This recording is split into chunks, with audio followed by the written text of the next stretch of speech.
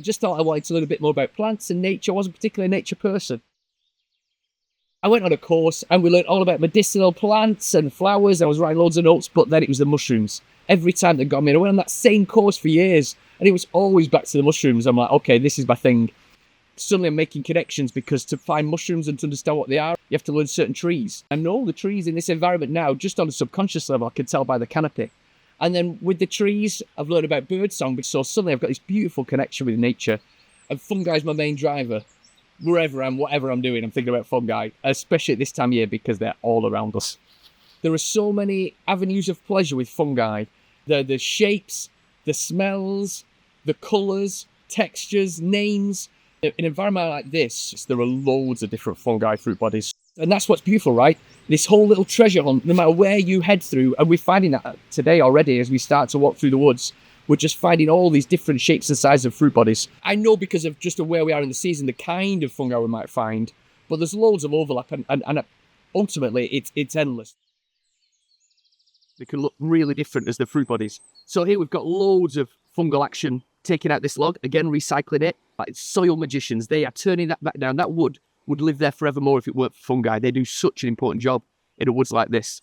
So here we go, Borsdane Woods. It's just poppy with fungi ever at this time of year. This is known as the porcelain fungus, and it's got a slimy white cap, but it's got this really angelic thing about it, where it's like a translucent hue. So if you can like look up from underneath, and you don't get to do that very often with mushrooms, all the gills are there waving. It's absolutely beautiful. I mean, it's just this little ethereal moment.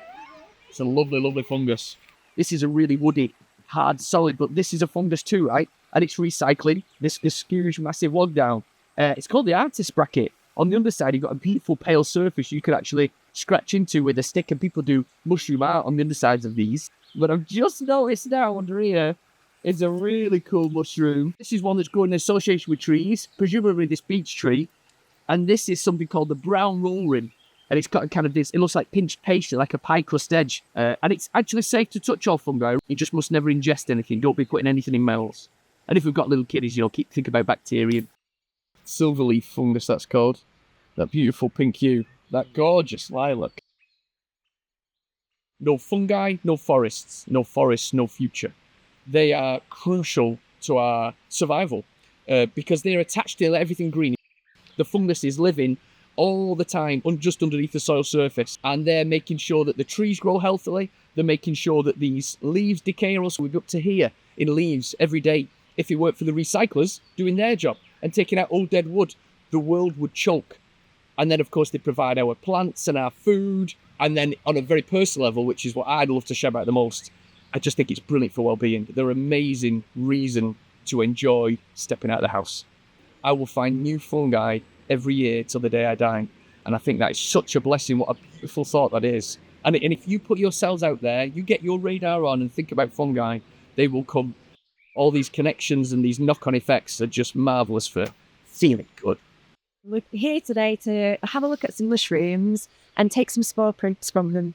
So we found a collection of mushrooms to have a go at making our spore prints with. There's about 16 billion tiny microscopic spores inside many mushrooms, and these are cast out by the mushroom, and they go on the wind or on animals, and they find another suitable area to then grow another mushroom colony. And today we're going to be using these to make a record of our mushroom finds as a beautiful keepsake. We take our mushroom and we remove the stem.